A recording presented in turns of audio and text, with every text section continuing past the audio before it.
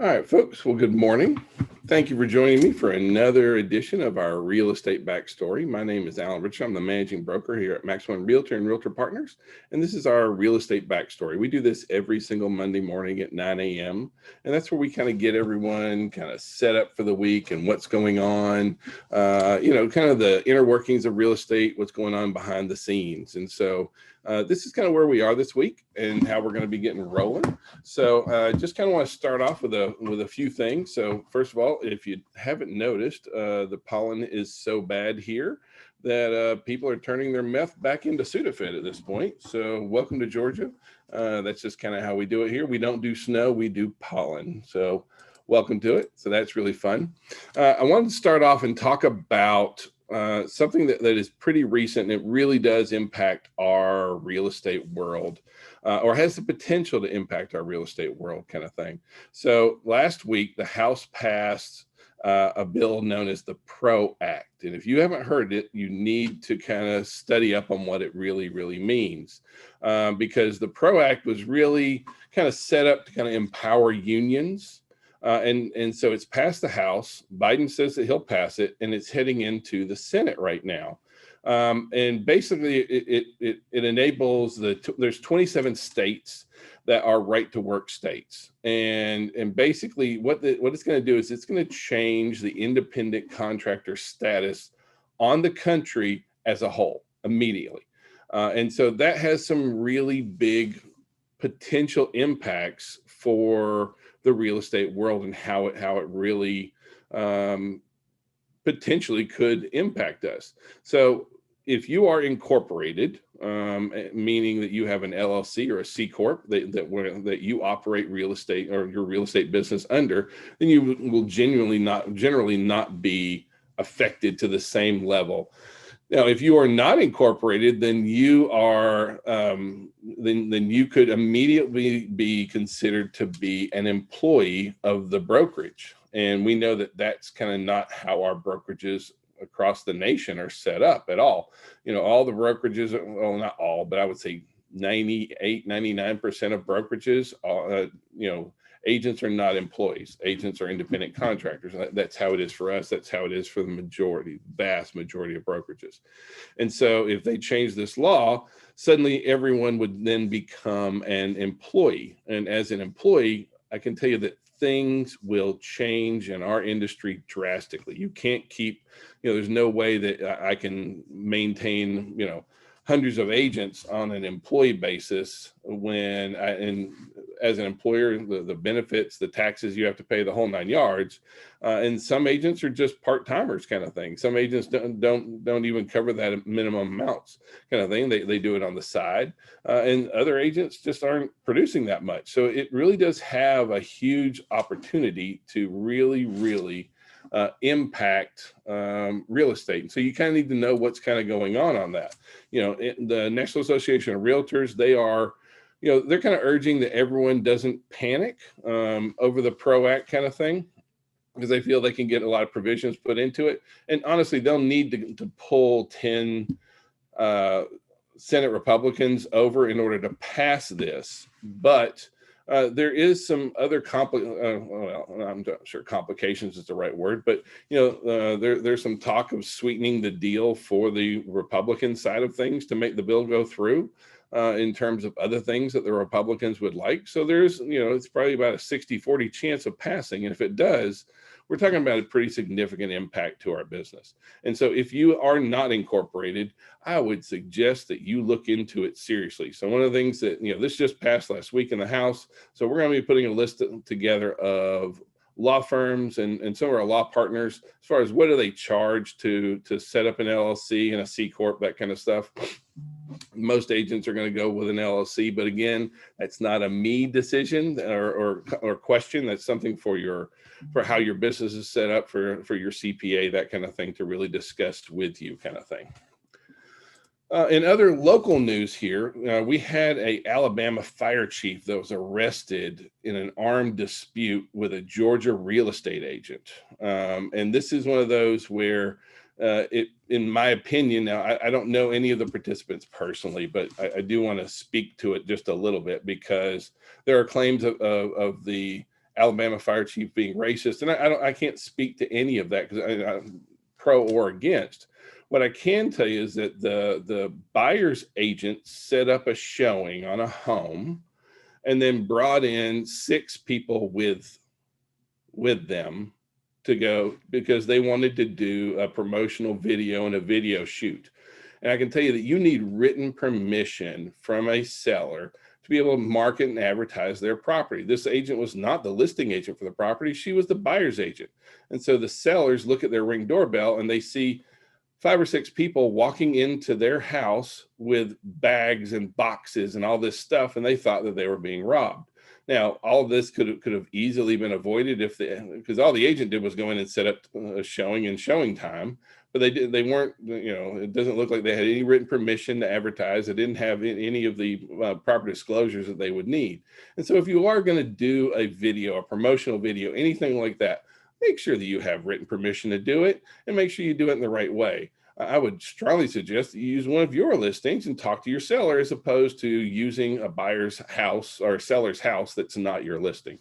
So just a little bit of a kind of a heads up about that. Also, as far as national news, Biden has talked about a $15,000 home buyer tax credit, and now originally that was going to be in the big stimulus bill that they passed, but it didn't make it through that. And so Biden is still kind of proposing a $15,000 home buyer tax credit, but it hasn't gone through yet. And honestly, I don't think it will for a while. Now, I do believe that the home buyer tax credit could be a big boon to help, especially a lot of our millennial home buyers. And so, for that down payment, because what Biden's plan is to give them the $15,000 right up front and be able to use that for their down payment. And so for, a huge number, almost 27% of renter households in the US would then be able to qualify for a mortgage and with their down payment. And so suddenly that would be a huge boon to business. But the problem is, we don't need it. Like right now, the housing market is doing all it can. We have way more buyers than we have sellers at the moment already. And so, that's kind of like, throwing more gasoline on a raging, brush fire at this point kind of thing. And I don't really see them being able to really do that because there's already so much demand. Now, things slow down, if things start to change, I do see, if we see some kind of falters in the economy or we see interest rates going crazy, then I could see that kind of coming into play. But, I've been getting some questions from agents asking, hey, what about this $15,000 home buyer tax credit? And a lot of them think that it went through, but it really didn't. And so it is still proposed. And I do think at some point it may come into play, but we don't know really when that's going to be. So, this week as far as like training this week. So of course, on Tuesday, we have our normal accountability meeting. At 1:00, we have Path to Success, business planning for the real estate professional. At 1:00 on Wednesday, we have using LinkedIn to generate leads for real estate professionals. And at 9:30 on Thursday, we have lead generation in today's market. So you can catch all those at mx1training.com.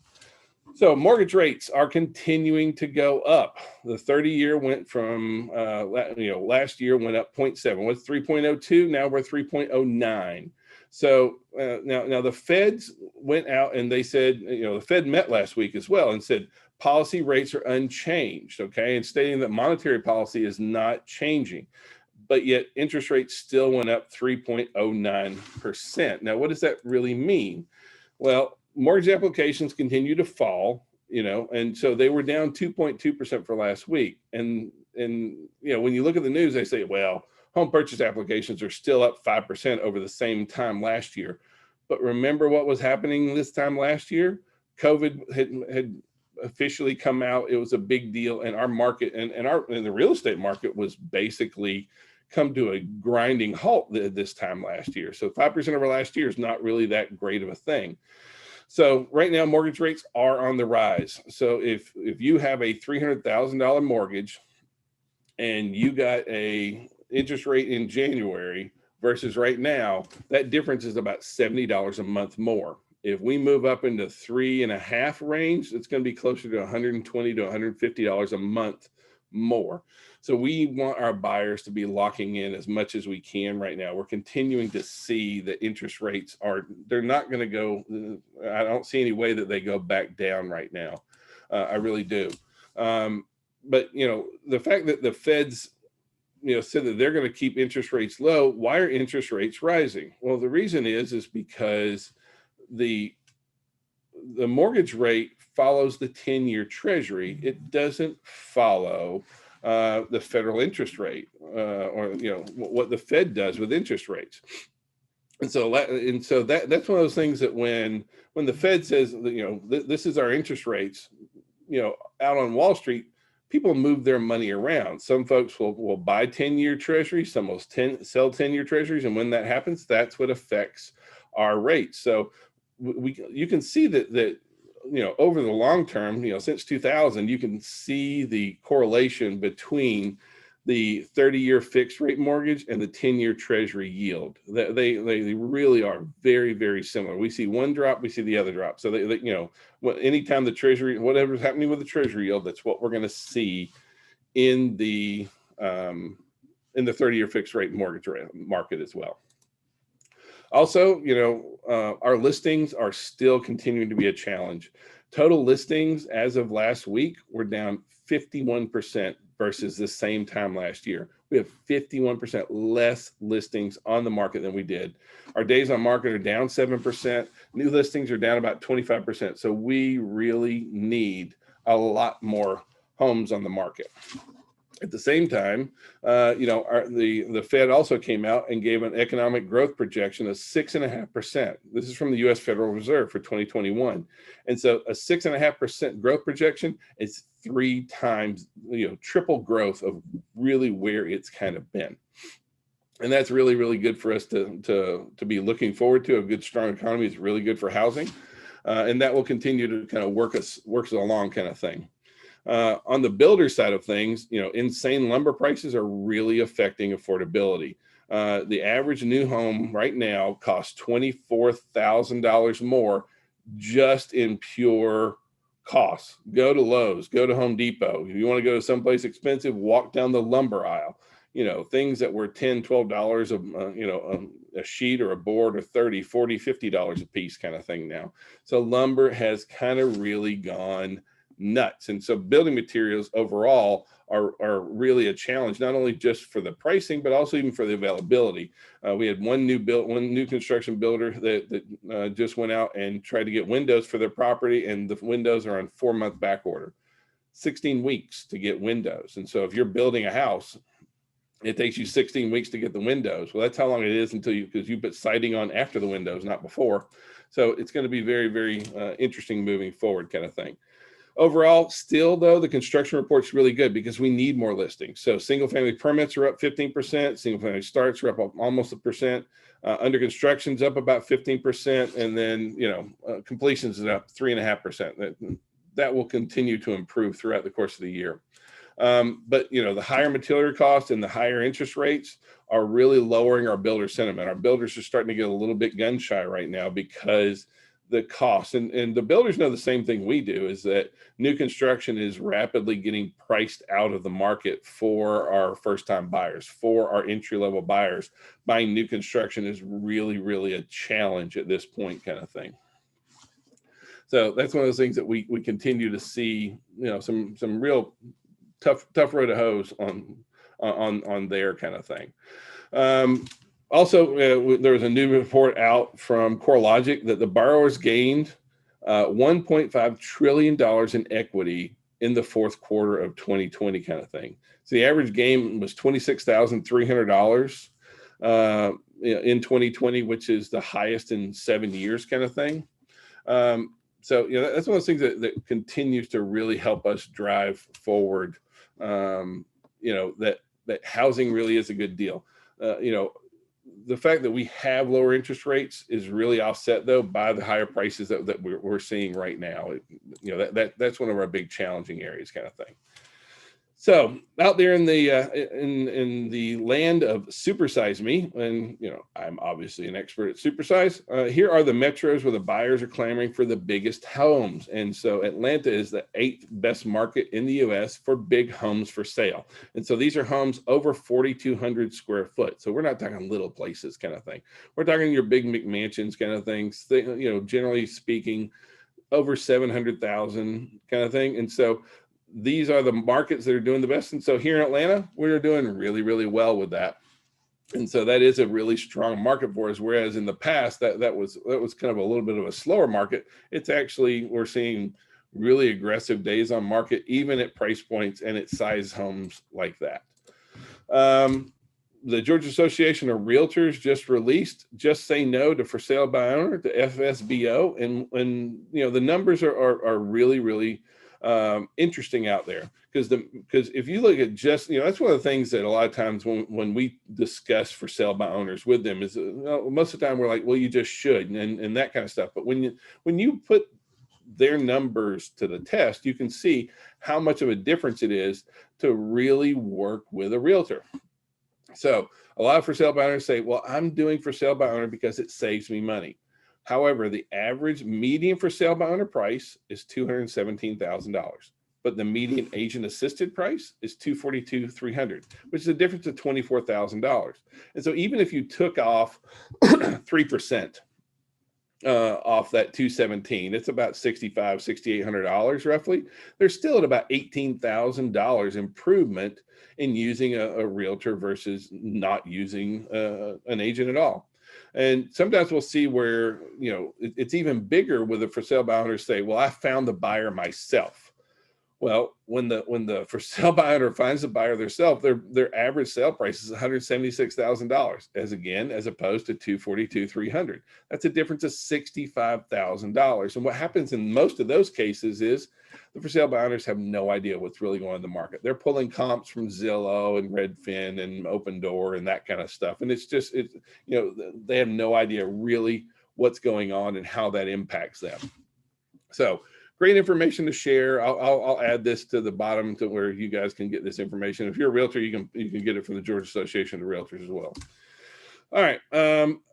Out there in VRBO land, vacation rental, demand has continued to decline in vacation rentals. Demand is down 55% year over year in the 50 largest cities in the U.S. kind of thing. And you can kind of see how the vacation rentals, the VRBOs, that kind of stuff have really gone this year. And I point this out because I really think this is a great opportunity to reach out to these folks and see if they are interested in selling, because their business has been down for going on a year now.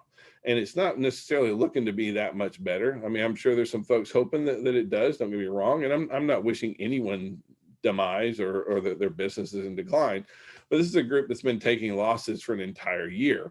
At the same time, those same houses that they've been sitting on have been appreciating in value. We saw that it's around $26,500 more in value in just the past year. So it might be a really good chance for these folks to get out of those vacation rental business and go ahead and sell their property. So I just think that's a great opportunity, especially with us needing more listings. iBuyers. On the iBuyer market, iBuyers are willing to lose billions of dollars to gain market share. See, that's the thing that we have to understand when we compete with the iBuyers. They're not competing on a normal business model kind of thing. It's not that kind of thing where you can say, well, this is how it is. The iBuyers are willing to lose billions of dollars. So this is their revenue comparison for last year for both Open Door and Zillow. Now you'll see that their gross margins, this is a number that you can see that overall Zillow was catching up pretty big on Open Door just as far as revenue, and their gross profit, boy, that sure does look really good. Their gross margins showed 8.5% and 5.7%.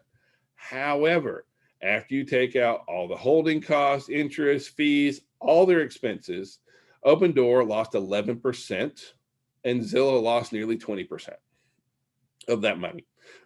So they're not bringing anything to the bottom line, but they aren't looking to make money. And it is so difficult for agents to realize that you're dealing with a competitor that doesn't care if they lose money. They're doing this to gain market share. Now, my hope is that at some point, the money has to run out because they can't keep losing 20% and continue to have great times, kind of thing. So just wanted to kind of share that with you. Also, the pandemic really did ignite the housing boom. And this is one of the questions that we're seeing more and more right now is, what's going on with the housing boom? Is this going to be a crash? Is this going to fall? Is this going to fall? Is this like it was in '08? And it's not. Residential sales hit its highest peak since 2006, right before the bubble burst, in 2007, 2008. It's not the same world, guys. And so mortgage lending is so much stricter than it was. Down payments are substantially higher. Supply is, there isn't any supply. Supply is down 50%. And then I'm going to show you some numbers here in a minute to show you where the millennials are and who is our buyers in this market right now. So we're going to be wrapping up today, and I'll go over and I'll show you all the stuff from NAR's new housing buyer seller generational reports. Well, not all of it. We're going to go through the buyers today. So even though the market's really been on fire, you know what? It hasn't helped flipping. Flipping is down right now, nearly 13% with last year. And so flippers are having a really hard time finding properties right now because, when you flip properties, speaking as a guy that flips properties or has flipped a lot of properties in the past, you make your money on the buy. It's got to be the right kind of buy. So, that's a new one out there. So also we got some very interesting news. And so also from Zillow, and I know that always raises the hair on the back of everybody's neck, but Zillow owns Bridge Listing Input. And so here in the Atlanta market, Bridge Listing Inputs is what we have been using so that you can enter your listings in one time and it goes into both of the MLSs. And so now both of the MLSs now have systems that render kind of bridge listing input not really all that needed. And so Zillow is, what is it? They're firing it. They're closing it down, kind of thing. And so it will cease to function as of later this year. So May 17th, then bridge listing input is no more, no mas, bye-bye, kind of thing. At the same time, we're seeing that, the new work week is kind of this 3-day, 2-day out. But we're seeing a lot of businesses, especially in commercial real estate, are betting big on returning to the office. Google just announced, they're buying another $7 billion worth of real estate for offices only, kind of thing. And they're doing kind of the same thing we're seeing with a lot of businesses in that they're moving forward with some kind of a hybrid model, but that getting folks back into the office is really, really vital. And I think we're continuing to see that kind of thing. I'm kind of going to jump into here is that we also have seen a lot of new realtors jumping in the housing market. And that's one thing that if you are new, you got to understand that there are very low barriers to entry in terms of the ease of getting your real estate license. But those barriers to success are extremely high. You need to have a good solid mentor. You need to have a good team that you're working with. And it's going to be really interesting to see how this whole thing goes down with the whole, with what Congress is going to be doing with the independent contractor status kind of thing. Just because the housing market is on fire does not mean that it is a great time to start up a new business in real estate. I can tell you the competition is fierce, and you got to have your head on straight. If you're getting into real estate because you think you like pretty houses and you think that we just sit around and cash checks all day, well, suck it up, Buttercup, because that ain't reality. All right, I do want to end up today, and I kind of want to wrap up with NAR released their 2021 Home Buyer Sellers Generational Reports. And so if you are a realtor, you can download this from the National Association of Realtors. What I'm going to be doing is I'm going to be breaking it down into 3 parts over the next 3 weeks. I just want to kind of go over and kind of narrate some of the things that I'm seeing on here. So first thing is that share of buyers and sellers by generation. So you can see that our younger millennials and our older millennials, we didn't break millennials into 2 different groups. We just have younger and older millennials. And they're accounting for 37% of all of our buyers are the millennial generation. So that makes them the largest single segment.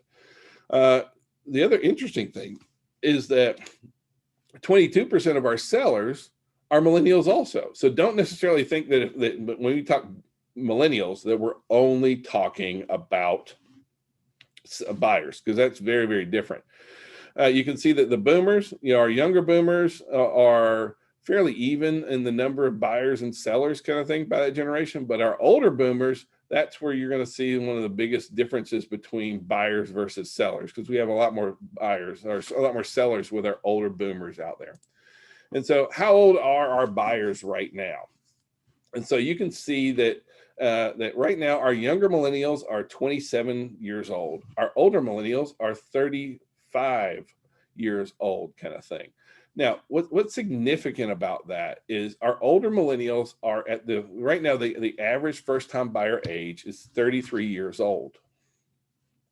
The older millennials have been buying already, but the younger millennials are 27, 28 years old. They're all moving into first-time buyer range over the next 5 years. So we're not going to see demand dipping, because our younger millennials, overall the millennials right now as an overall group is our biggest group of housing out there, group of buyers and sellers out there. You can see that, our Gen Xers are 48 years old, our younger boomers are 61, our older boomers are almost 70, and then our silent generation, those folks are almost into their 80s kind of thing. You see, what percentage of all that they are. How much do each of our groups make, kind of thing. So our younger millennials on average are making 80 grand. Our older millennials making about 105. Our millennials are making a little bit more, but then we move into our boomers, and our boomers actually make less, but they've got a lot more value tied up and a lot more wealth accumulated overall as well, because most of those folks are moving into retirement age, kind of thing. Now, this is another interesting one that I wanted to share. This is the number of children under the age of 18 residing in a household. And so you can definitely see that, how in someone 21 younger, 95% of those households have someone under the age of 18. Same thing with our older millennials, kind of thing. 73% of them. But boy, look once folks get over 55, from 55 up to 95, it's averaging about 95%. And so what we're seeing is a real shift into multi-generational households. We're seeing that more and more. We're continuing to see that trend growing. And it's something I think that we'll continue to see, is multi-generational household that really starts to make a much bigger impact on housing. How educated are our home buyers? Well, you see that roughly, 83% of all of our buyers have some level of college, kind of thing. And that's just good to kind of overall know that does really kind of help us find that out. In each group, what percentage of that group are first-time buyers? And so you can see that overall 31%, that doesn't tell the whole picture. Really, if you're a younger millennial, 82% of younger millennials are first-time buyers. And so if you're trying to focus on first-time buyers, which group do you want to focus on? Younger millennials, obviously. In our older millennials, those folks and our boomers are 48%, about half. And then of course it tapers down, but and so as you're setting up your marketing, as you're trying to identify who you want to be in the marketplace, kind of thing, this is one of those that kind of helps. We are going to break down sellers in another edition, but this is kind of what we're at right now. So before a buyer bought a home, what is their prior living arrangement, kind of thing? And so you see overall that, 51% of folks, owned a home previously. But again, that doesn't tell the whole story. When you see that, especially for our millennials, well, 58% of them are coming out of apartments. Even for, our, across the board, millennials and then Gen Z or that the 31 to 40, even half of those folks are renting a house or an apartment. And so in the past, real estate agents kind of treated, just being real honest, renters with not a lot of love. Look, there's a large portion of our buyers that are coming out of rentals. And so being able to identify those rental opportunities is a good opportunity for us to really focus on. So why are our folks buying a home? And this one I found pretty interesting as well, kind of thing. Because for our millennials, the biggest reason to buy a home is they just want to own a home. That's their real desire. 56% of our millennials just have a desire. They have the dream of home ownership. That's really one of the biggest driving factors. And honestly, that's significantly high all the way across the board. Now, once you start getting into the 40s, into our our baby boomers and moving up, boy, those reasons change drastically. Like desire to be closer to family is a much bigger deal as you get older. Whereas you can see millennials don't really care. Only 2% of millennials are moving to be closer to friends and family versus 31% of our silent generation that are moving to be closer to friends and family. So understanding what are the reasons why our buyers are buying is also when we can solve those kind of problems, it's really good for us, kind of thing. And so what is the reason for the timing? And so for our millennials, well, actually for most everybody, it was just the right time to buy. Now, what does that mean? And see, that's one of the big challenges for us in the real estate world is trying, a lot of us will have just, a ton of real estate leads, a ton of leads of potential buyers. But what is the factor that makes them just, hey, now's the right time? And well, this shows the challenge with that thinking. And that's why we have to have a really good system for managing multiple relationships. We have to have a solid CRM because we have to be ready when they are. The light just switches on at a certain time for our buyers. And there isn't a magic formula that I can give you, kind of thing. It's just not out there. So knowing that it was just the right time and I was ready to buy a home, putting that together means that we have to be constantly reaching out and keeping up with everyone that's interested in buying a home. It's really one of the biggest things, kind of thing. The next largest sections did not have much choice, had to purchase when I did. Those are our transfers. Those are our folks that are moving in, job transfers, that kind of stuff. But that, other than that, it really comes down to making sure that we are reaching out with our folks. So if you need some me time, you can catch me on Max1Rock/chat directly following Real Estate Backstory. And I hope you guys have a really good week. If I can be of any service, please call, text, smoke signals. I answer it all. Y'all have a great week.